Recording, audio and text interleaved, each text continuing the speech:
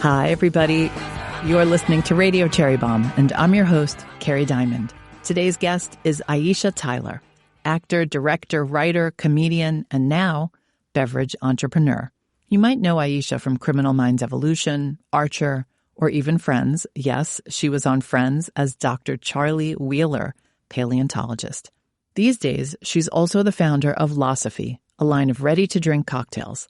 The first two products from Losophē are a ready-made margarita and a ready-made mojito.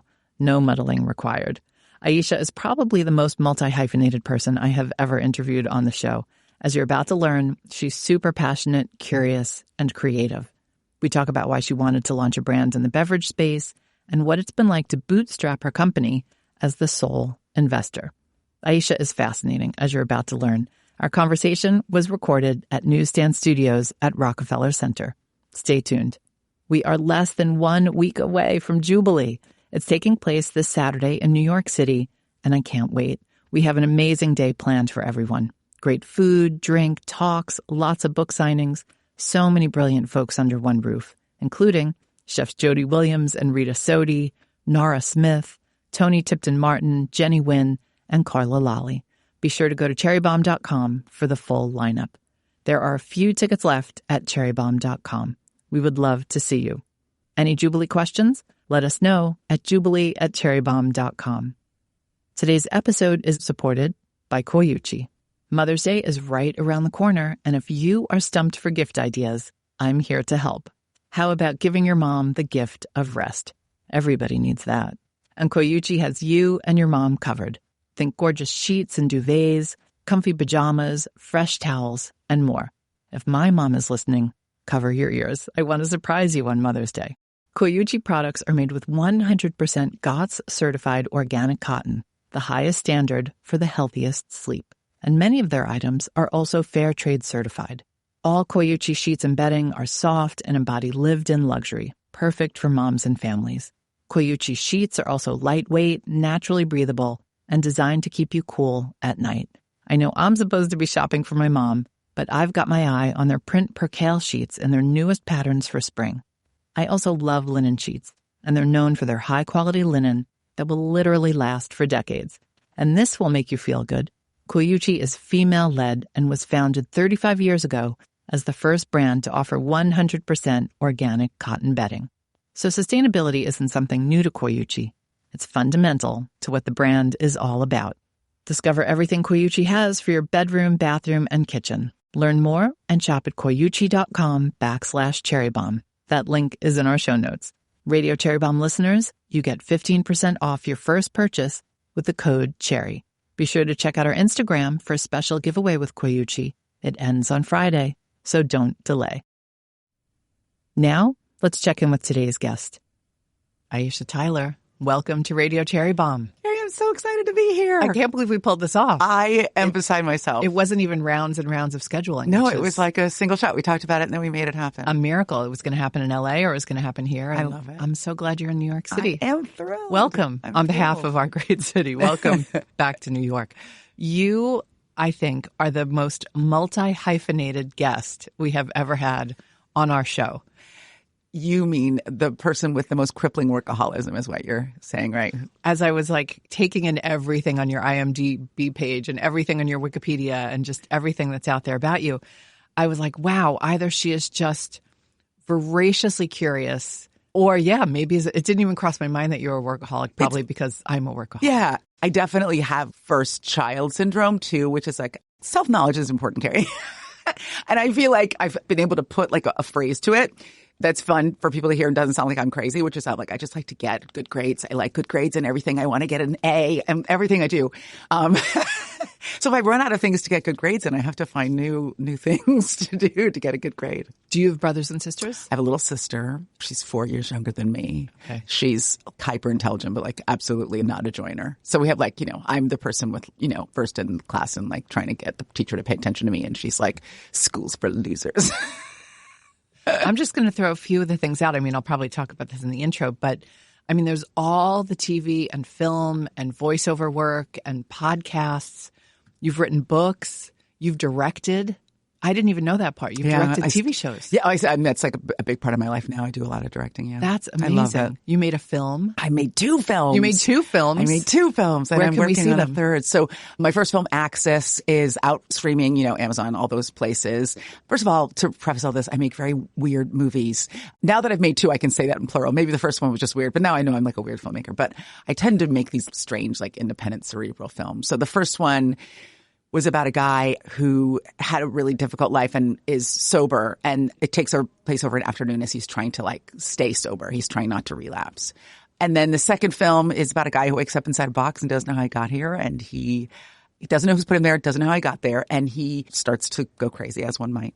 And then he finds out that there's someone in the next box over, and they start talking, and they figure out if maybe they can figure out what they have in common, that they might be able to figure out why they're there and who did it. And then as you move through the movie, you realize that maybe both of them are lying to the other person about who they are and what they've done. Ooh, I got goosebumps. That's really trippy. Yeah, very trippy, very claustrophobic. But like really, I realize now like all of my films are meditations on like, are we good? I feel like that's the question I keep asking in all my work, in my directing film and TV is like, am I a good person? Are we good people? Are humans inherently good or inherently bad? I feel like that's a really important question to be reflecting on. I think right now we're feeling some kind of global fear, concern, despair about whether human beings, whether we're good by nature or whether we can stay on a path of goodness, whether, you know what I mean, or whether it's our nature to descend into kind of, unkindness. And so I've just always like focused on people who are trying to be kind, people who are struggling against their own nature to be better versions of themselves. But then, it doesn't have to be all that. You can just watch the movie.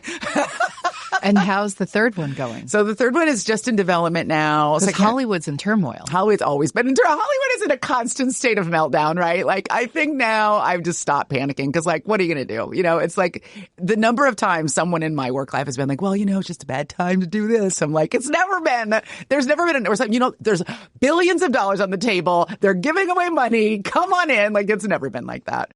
I do think I started as an independent filmmaker, and I think you and I have this, I'm just a starter. You know what I mean? So like rather than wait for Hollywood to give me permission, like I crowdfunded my first movie, and then I just made this one independently, and waiting for Hollywood to kind of anoint you is kind of a loser. It's like a fool's errand. So I just want to make movies, and so I just go, and that has given me a certain amount of insulation, I guess, from, the cacophony. I feel like everybody that's freaking out are people who are making a lot of money and are worried they're going to make slightly less of a lot of money. But the rest of us are just making art, man. Right. It's like everything else. Yeah. Restaurants isn't easy. Media is not easy. Yeah. And your newest venture, not easy either. No. You are a beverage entrepreneur. Ooh, I like that. The brand is Losophē. Yes. Tell everybody what the brand is. So Losophē is a line of organic, ready-to-drink cocktails. And I started it because I travel a lot for work. I always have. I was a stand-up comedian for years, and I lived on the road. And when you're traveling as a woman, like there's a lot of questions and concerns and frustrations that you have when you're traveling alone as a woman that just men don't have, or if you're traveling with a group, which is like, am I going to be safe in this place? Do I feel safe enough to go out by myself at night and get a meal? You know what I mean? I was just in a very nice hotel, and there was one of the connecting doors to the room next door, and I was like, oh, WTF. So drag the stool over and put it checking against every that. lock and like, does this thing actually work? And there's just don't Google the internet about how people can sneak into your room, even when the little extra locks are on. Then more than that, there's this anger at the fact that you're carrying all this fear and kind of wariness around. Like, you want to live your life. Can you go to the bar by yourself? Yeah, all of it. And then, add to that I had a certain amount of notoriety. Like I'd be in a town to do a show and my name would be on a marquee. So the idea that I could then just go to a bar by myself and hang out, it felt unsafe to me. But then I started to get really angry about that. So I was like, I'm going out. I'm not fucking eating one more shit Caesar salad and this shit fucking. That was my life. Like I used to go back to hotel rooms and eat like bar mix out of a red Solo cup in the room, and it was just miserable. So I started taking myself out to dinner. I was like, I'm not doing this anymore. I'm going to get up. I'm going to go out. I'm going to have a nice meal. I'm going to take myself to a nice restaurant. I'm going to splurge. I'm going to treat myself. I would just sit at the bar at some great restaurant, and I would have a great meal, and I would have great drinks with a great bartender, have great conversations. And I felt like I wanted to replicate that experience at home. The thing that people can understand about going to a great restaurant, there's the food and the vibe or whatever, but there's something ineffable about having a great meal in a special place. It makes you feel great, makes you feel connected to the people around you. And we're going to die. So you have to feel good. We're all going to die, everybody. So you need these moments to feel human and feel alive. So I'd get home and I would be like, man, I really want a nice drink like the one I had at that bar. And I've told this story before, but I just had like a half bottle of oxidized Sauvignon Blanc in the fridge. And I was like, well, this sucks.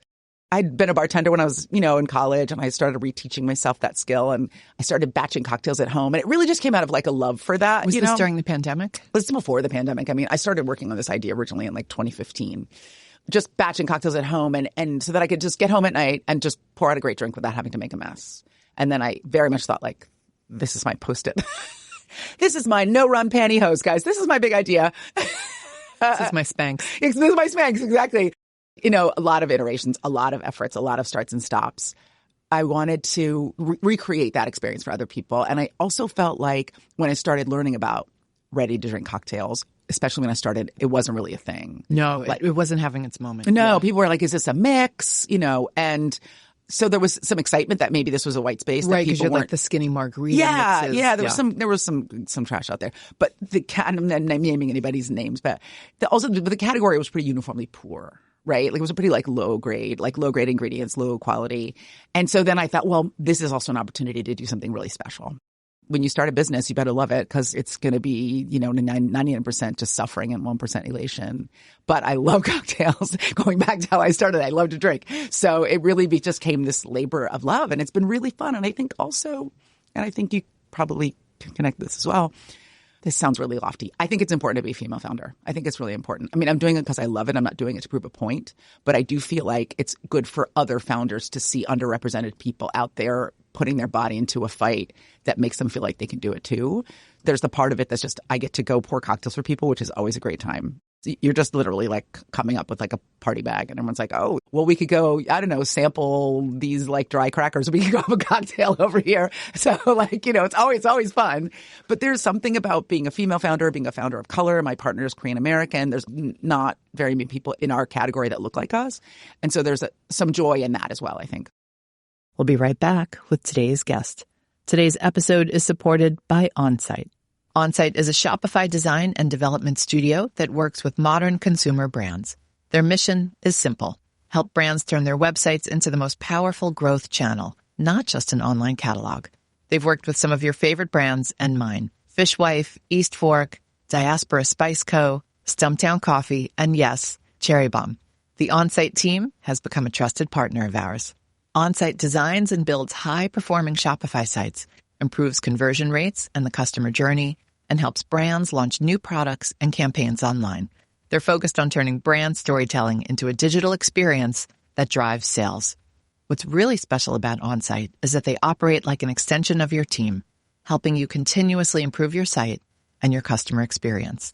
If you're a founder or brand leader thinking about improving your website or moving to Shopify, learn more at on-site.co or email hello@on-site.co. You can find the URL and email address in our show notes. Something that folks should know is you are really in the mix. You are not a celebrity who put their name on something. No. Like you are in there pouring the cocktails for people, talking to everybody, so excited about your product. I love it. When we were working on this project, when we were trying to figure out what we were going to do first, we did some market research with these two lovely experts in the field, these older women. They were so great. They were like, listen, the margarita is the number one cocktail in the country, and it has been for like decades. The distance between number one and number two is astronomical. And I was like, we cannot make a margarita. Everything is so bad, it must not be possible. Like if it hasn't been done, maybe it can't be done, right? But then type A, Aisha likes to get good grades. Was like, I'm going to figure this out. Excuse me, guys. I'm going to go do some science.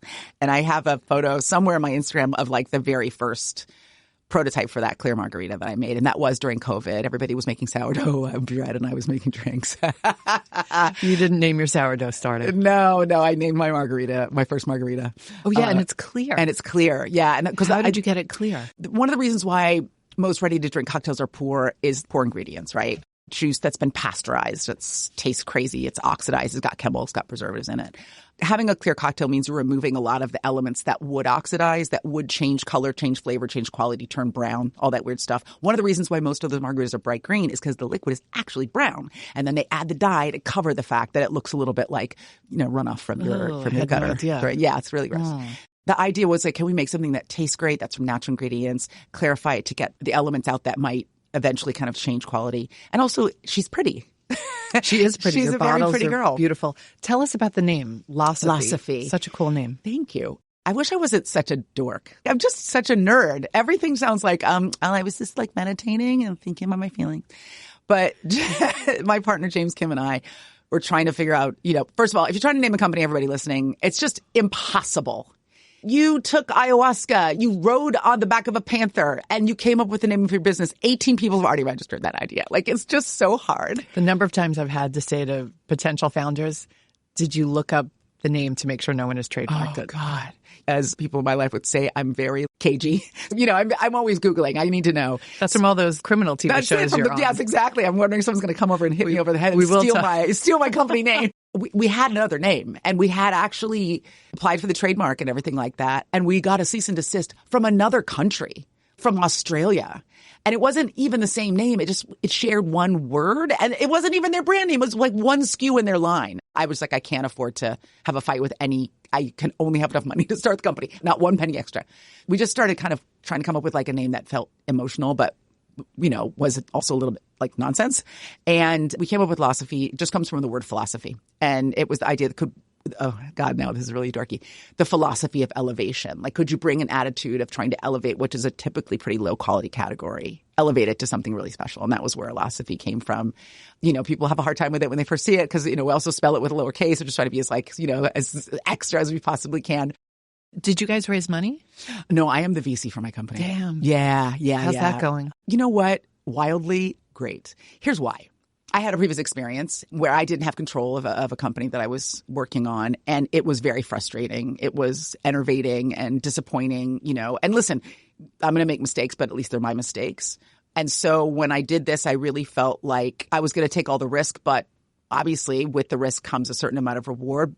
And also creative control. I just knew what I wanted the company to be. I knew I trusted James with my baby and that together we were going to do something special. But I didn't want to have somebody else telling me how to do things. And so we run the company in a very lean way. Every company in every category can't be like this. But for people that are thinking about it, yes, I am the money. I am the only money. But we've made a deal that we're going to really treat the company like, our joint child and be really conservative about how we spend our money and not be profligate. So we don't have a physical plant. We don't have employees. We don't have a lot of the overhead that really kills new businesses. It's like this kind of sunk cost that you feel like you need, but they're not showing up in the hand of your consumer. And so that's been a really great exercise for us. How do we do this in a way that preserves our capital, make sure that every dollar we spend is something that's going to show up as value for the consumer and do no more than that? And so using that litmus test has really helped us keep things really lean and mean. And then, I'm in a special category. Like, we have an outside distiller that makes our tequila and one that makes our rum. And we go there and visit those guys. And we can do it. I guess if there was another kind of company, you might need an office. And I also think for everybody out there listening who's wanting to run a business, COVID was horrible, period, full stop, and then 10 sentences down. There were some things that came out of it that I think allow us now to work remotely, to be efficient in a way that we probably wouldn't have been able to do culturally before that, which you have to be in the office and you need a desk, and that, that's all dead. And I think that's really great. So I work out of I work out of whatever, like John, I'm in, on the back of a car, and my partner's here on the East Coast, working out of his home, and it's worked really well for us. Yeah. I like being in an office. I miss the collaboration, but you also do so many other things. Yeah, an office really wouldn't make sense. You're still doing TV. You're still doing all these other things where you're surrounded by people. Yeah. I have a lot of human interaction and, a lot of Zooms and phone calls, and I like the freedom of not being tethered to a certain space. I feel like the time that I lost going to and from the office was time I could have been working. There is that. So I just go from my bedroom to the gym in my living room and then to the little office next to the gym in my living room. There is that. Yeah. And you would get a kick out of our office. It's in this building called the WSA building. And it's all these creative companies and a lot of beverage companies. Cool. Like Gia is there and all these other folks. But it is a fashion show every day. Oh, God, I couldn't do it. I could not do it. My business is to look fancy, but I really am not interested in it at all. And you look fabulous right now. I dressed up for you. Thank you. But like that's the other thing that happened during 2020 is I'm just a full soft pants lady now. I'm soft pants. I'm flat shoes. Never. Did anyone trademark soft pants? That's stay off. That might be step back, ladies. It's mine. That's your Spanx. Yes, that's absolutely. Your Spanx. All right, tell me how you take your margarita. Well, I love my product. It's nice to be excited about what you're doing. So my margarita, if I'm pouring my own margarita, it's just over ice. We really tried to create a product that was driven by simplicity and kind of purity of experience. No salty rim, no spicy rim. You can do what you like. Sure. But it is really intended to reduce your workload. I wanted to come home, put an ice cube in a glass, and pour out a drink and go plop on the couch, right? I work really long hours. But first and foremost, they tell you create something for yourself, right? I solved a problem for myself. It's just I really want to drink and I don't want to make it. The best companies start that way. That's how it starts. We're launching a new flavor very soon, and it has the same kind of guiding principle, which is like minimal ingredients, nothing artificial, no preservatives, no dyes. And again, you just pour it over ice. But with the margarita, what's been fun is that we have had a lot of businesses modify it. Like we just thought we were going to be a home product. We thought we were going to be like, pull out those aloe leggings and put your feet up kind of product.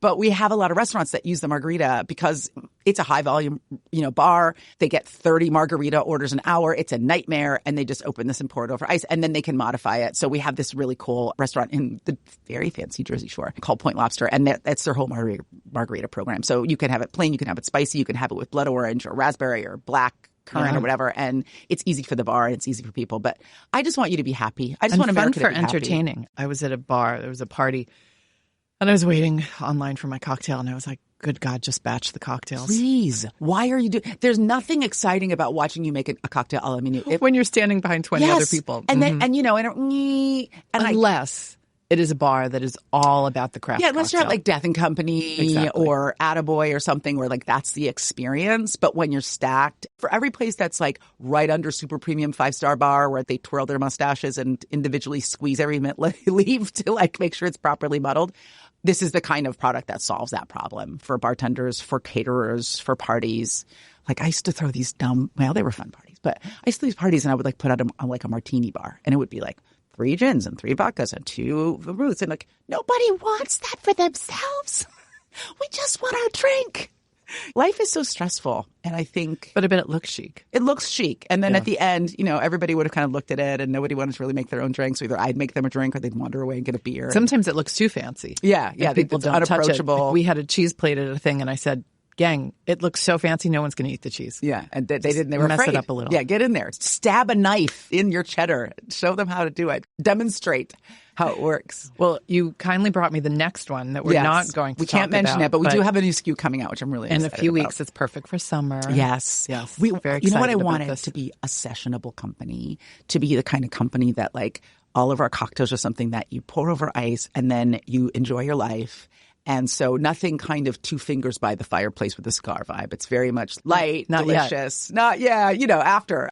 We really have a plan for this company for it to be solving the sessionable cocktail. Because that's what people do with canned drinks. They session, right? You get 24 White Claws and you drink all afternoon. I would like you to drink better, guys. Listen, we have to do better as a country. You want more for everybody. I want more for everybody. Exactly. I do. What have you learned about yourself as an entrepreneur? Wow. What I have learned and what I really tried to emulate or try to expand on in myself is kindness. Starting a business is really hard and it stays hard. It doesn't start hard and get easy. It just gets progressively harder and there are new hard things to deal with. And one thing my partner and I, it's fun. We are in this little kind of like 2-person chamber where like one of us is down, the other one peps the other one. So it's sometimes I'm pepping, sometimes he's pepping. It's just that like the process is hard. This is going to be tough. So to have some flexibility and some ability to absorb disappointment, not to reflect that on other people. I mean, bad things are going to happen to you. People are going to disappoint you. Lots of things are going to go wrong. That is the nature of being alive. And so just to always be leading with kindness. James and I talk a lot about honor, which I know sounds like we're 13-year-old boys and we're watching a lot of Ronin movies.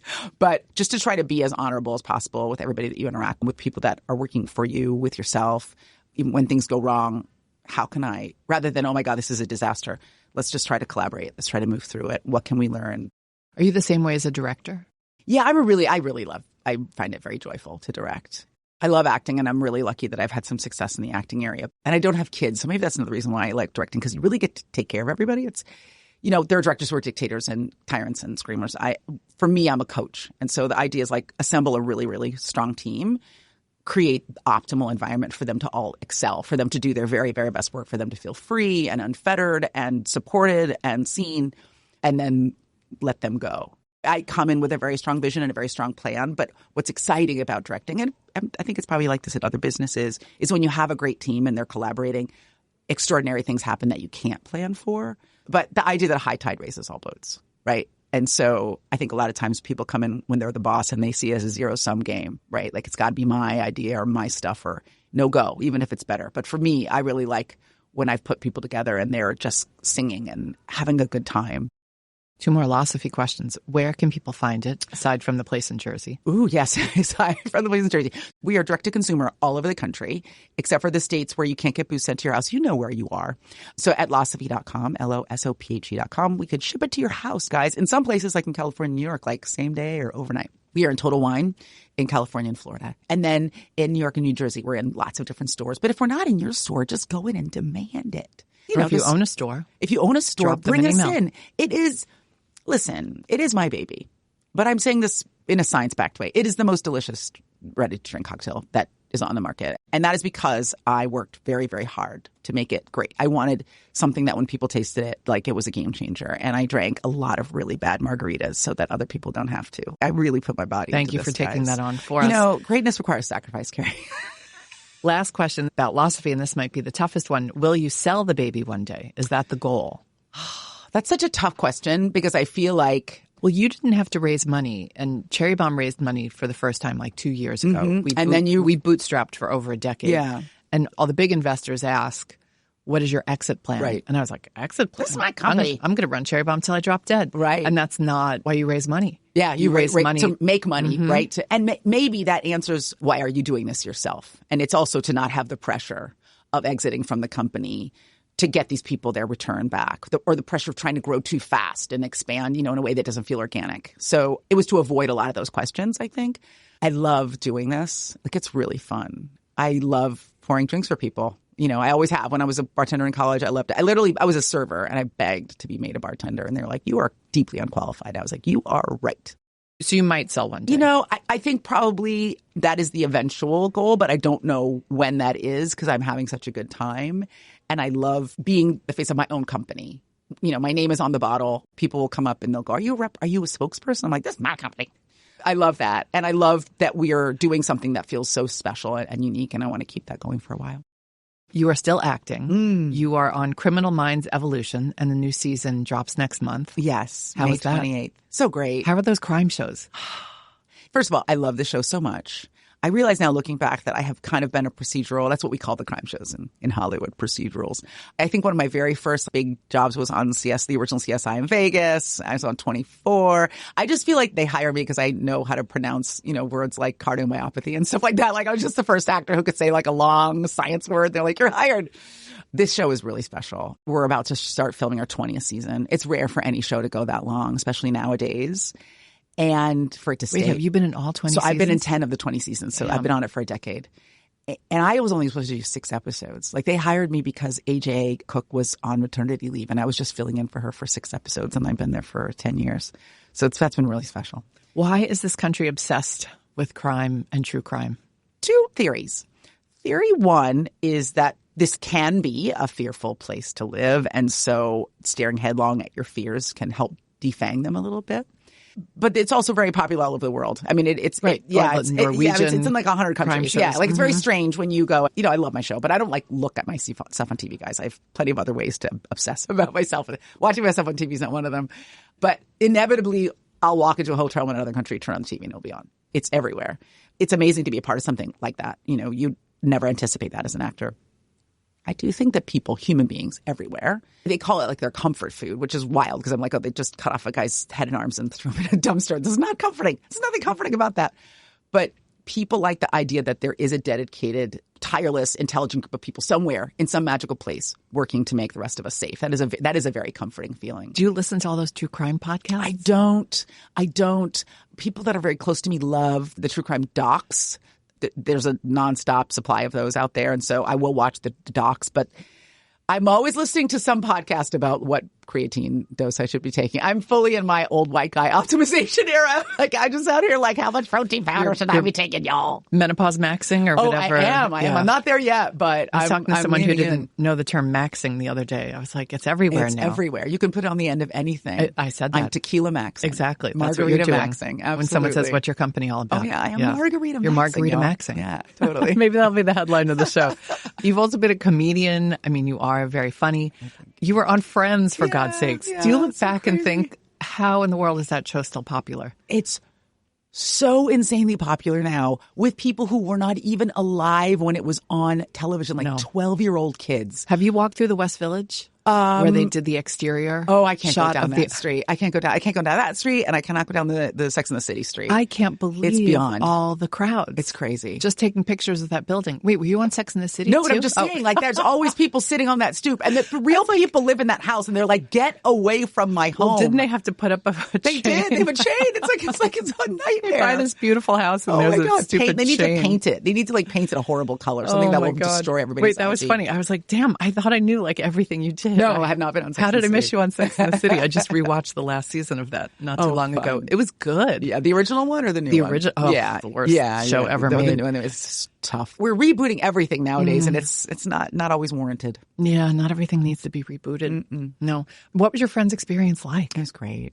It was great. I mean, sometimes you get a show and you don't know. You're like, maybe this is going to be good. Maybe it's not going to be good. I have no idea. And then it turns into something like, for example, the people on the show that I'm obsessed with right now, Heated Rivalry. I don't think they knew that it was going to be what it's been, but like, I love them. And we announced it now that Connor Story is going to be on. So I can say that Connor Story is going to be on the season of Criminal Minds, and he's so great. He's so great. I just got goosebumps again. I love him so much. And that's so much fun. Did you act with him? Yeah, yes. But see, when we shot it before Heated Rivalry came out, this is actually the first time I'm telling this story, so I'm really happy about it. We have a scene with him, and he's so lovely. And I turned to Paget Brewster, and I'm like, this kid is really good. Like, he's gonna do well. He's gonna go places. Like, we just have like this sidebar about him. Like, he's really talented. I want good things for this guy. And we cut to, he's the most famous human being on the planet. On the planet. He's carrying the Olympic torch. When I got Friends, I did know that it was Friends. I got it when it was Friends. Do you know what I mean? I got it in the 9th season. So it was at its zenith. So you're terrified. It's just abject terror, cold water running through my veins for the entire time. You just don't want to suck. You don't want to mess it up. Did you record in front of a live audience? Live audience every Friday. That's so weird. When I watch shows now that have live audiences or laugh tracks. Yeah. It's so sweet. distracting. It's strange, right? Which that was everything back then. But there was a laugh track. I'm like, but that was real people. And it was such a popular show that we would tape for like 5 hours or something, that people would get tired. Sometimes they'd go home and they had an endless line of people waiting outside, waiting to come in. So it was just always packed. And these are arguably the best sitcom actors in the history of the art form. Like, they're so good at what they do. They would come out and like they would raise their eyebrow and the audience would go nuts. And then you're just like some interloper just trying to like squeeze out your two little like dry jokes. And just, please God, let me survive tonight. But they were so kind. And I think that they knew, because there had been a few people who had really struggled coming on the show because it is so intimidating, to like make the guest actors feel really comfortable. So they really went out of their way to make me feel at home there. It was really lovely. I have told this story before, but it's a nice one. The very first day, and you're sweating balls. Thank God I had been a stand-up for a long time, so I was okay in front of an audience. Do you know what I mean? Like, I think that can be also very intimidating, but I was fine with live audiences. But you do the show, and then at the end, there's like a curtain call, and you go out and you bow. Matt Perry sidles up to me, and he goes, "Get ready for your life to change." And it was just a very kind thing for him to say to me. It wasn't like a, oh no. It was like a, hey, like, welcome, like, good for you. It really touched me. Obviously he had a really difficult life, but he was very gentle and very kind to me, and they all were. And it made a difference, because it's very hard to be funny when you're about to like piss your pants in terror. Same thing. I was supposed to do like maybe 3 or 4 episodes, and I was there for 2 seasons.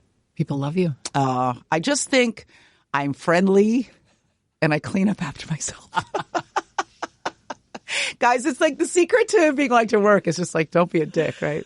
Let's do a speed round. What's always in your fridge? Other than margaritas?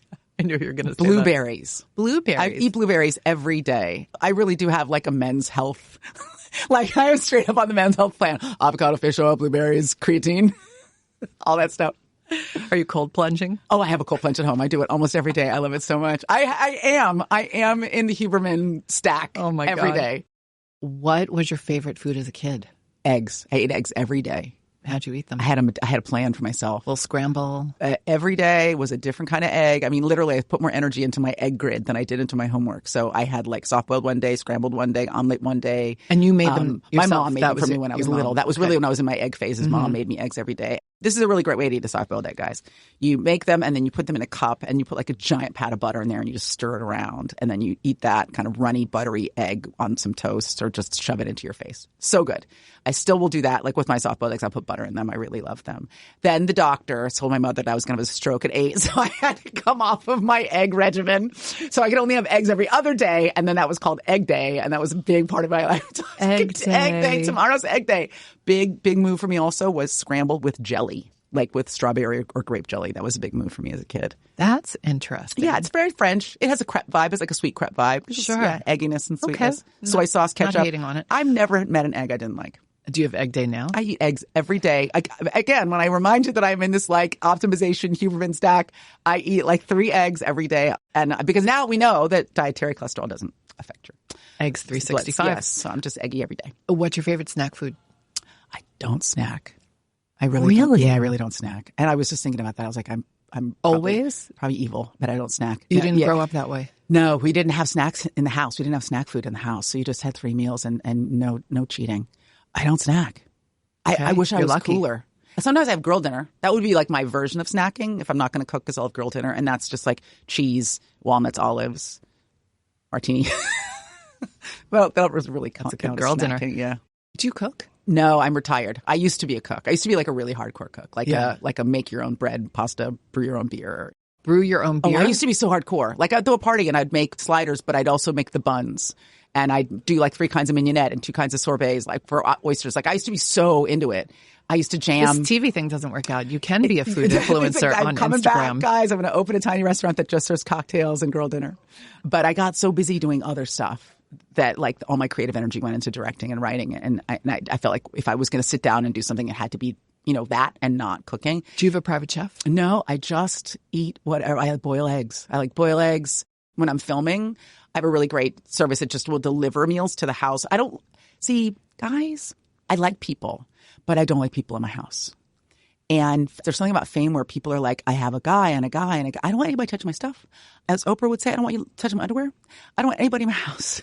So I do my own house cleaning. I do my own cooking because I interact with people so much, especially when I was doing like The Talk and Corona Lines and Whose Lines Is It Anyway?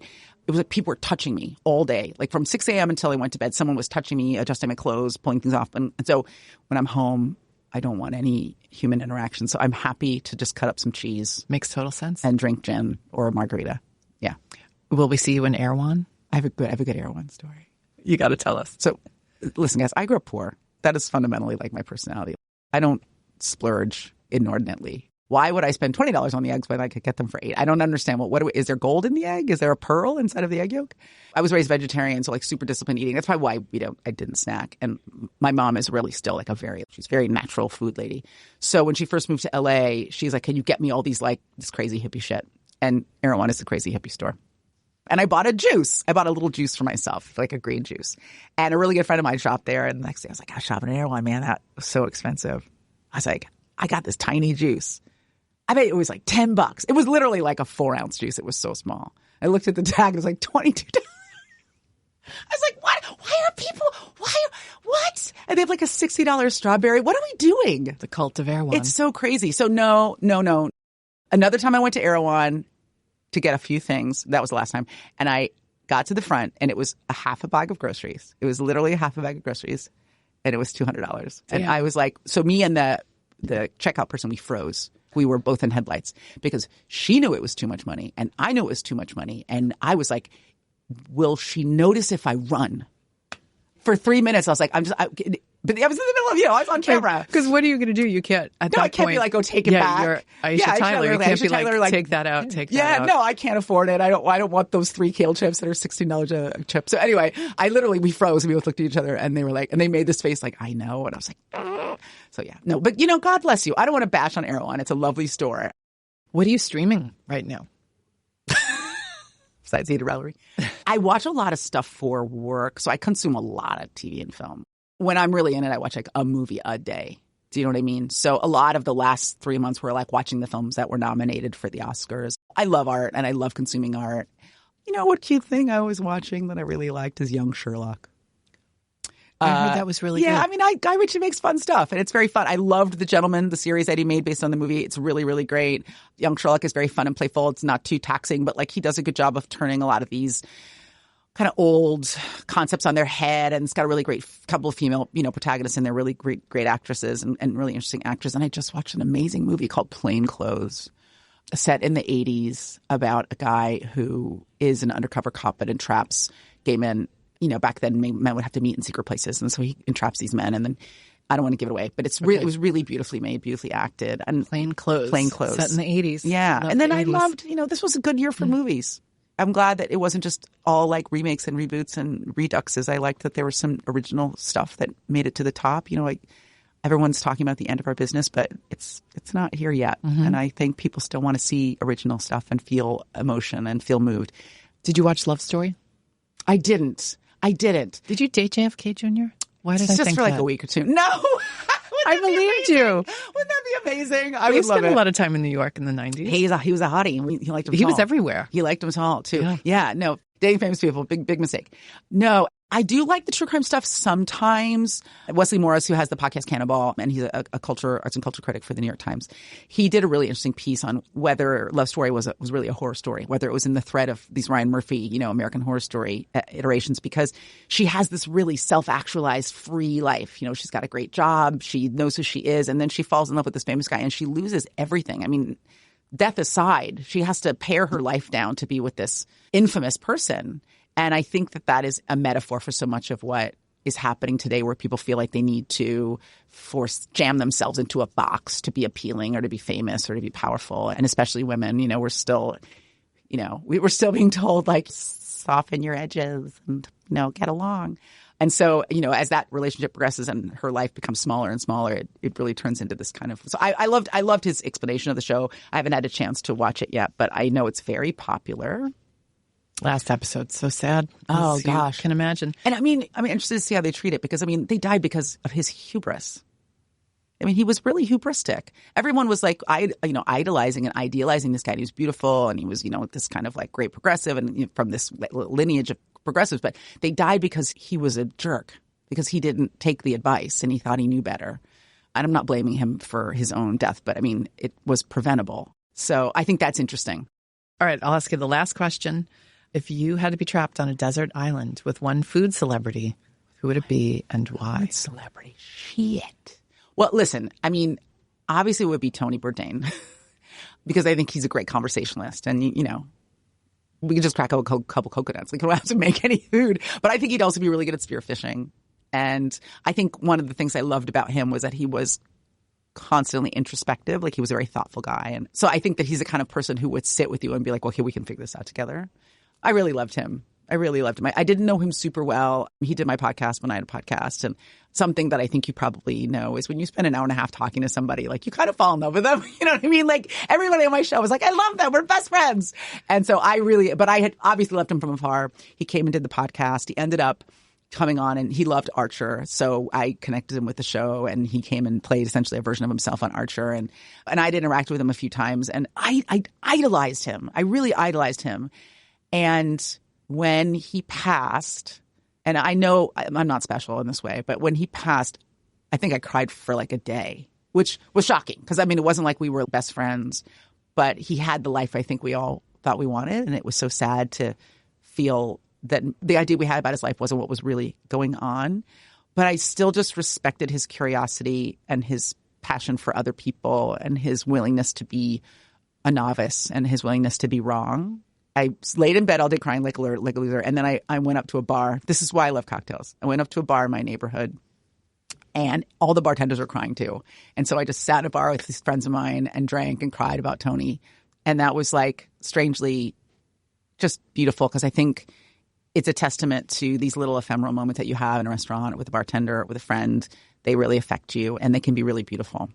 Yeah, that was a loss felt around the world. Mm-hmm. I probably think once a week about what a loss that was to the food world and the world at large. And I think the sad thing is, like, he was just getting started. He really was. I don't know that he felt that way, but I felt like you could just see him continuing to blossom and just getting bigger and better and, and then smarter and more emotional and all the things in between. And no one can ever know how much pain you have to be in to do something like that to yourself. You know, no one can understand that, I think. So I would just always, when I think about him in a compassionate way, I just thought he was the coolest, man. Yeah, same. Yeah. You and Tony on the island. Oh my, me and Tony on the island. He can teach me, it's not Hapkido. Is it jujitsu, and I can find a way to ferment coconut milk and make him a drink. My hunch is you wouldn't want to be rescued from that island. No, I'd kick it with Tony for a long time. Man, we just have swim fights and don't go look for them. No, let them be. I'm gonna be playing mermaid like Ilya's with Shane, and just chatting with Tony while he sits on a rock. I love it. Well, I love you too. Thank you so much for being on the show. This was so much fun. Wishing you just all the success with Losophē. Thank you. Such a cool brand. Come visit us at losophē.com. We'll send you margaritas and other cocktails soon, and come say hi online. I'm at Aisha Tyler on all of the platforms that are not filled with crazy people. So cool. Thanks for being on the show. That's it for today's show. Thank you to Aisha Tyler for joining me. I can't wait to see some of you at this weekend's Jubilee. There are a few tickets left at cherrybombe.com. We would love to see you. The link is in our show notes. Our theme song is by the band Tra La La. Joseph Hazen is a studio engineer for Newsstand Studios at Rockefeller Center. Special thanks to CityVox Studio in Manhattan. Our producers are Catherine Baker and Jenna Sadu. Our executive assistant is Bridget Pittman. And our head of partnerships is Rachel Close. Thanks for listening, everybody. You are the bomb.